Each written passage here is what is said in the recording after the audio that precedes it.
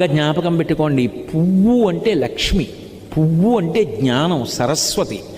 పువ్వు అంత కోమలమైనది, పువ్వంత పరిమళంతో కూడుకున్నది, పువ్వంత మంగళప్రదమైన వస్తువు లోకంలో లేదు. అందులో ఎర్రటి పువ్వు కానీ నేల మీద పడి ఉందనుకోండి, ఎవరైనా సరే దాన్ని తీసేయాలి ముందు, అది కింద ఉండకూడదు. ఎందుకో తెలుసా? ఎర్ర పువ్వు కింద పడి సువాసిని కానీ ఎవ్వరూ తొక్కకూడదు, సువాసిని ప్రత్యేకించి తొక్కకూడదు. ఎందుకంటే అది సౌభాగ్య వస్తువు ఎర్ర పువ్వు. అందుకని వెనక ఎవరైనా తొక్కుతారేమోనని వెంటనే తీసేసి ఏ చెట్టు మొదట్లోనో పెట్టేయాలి.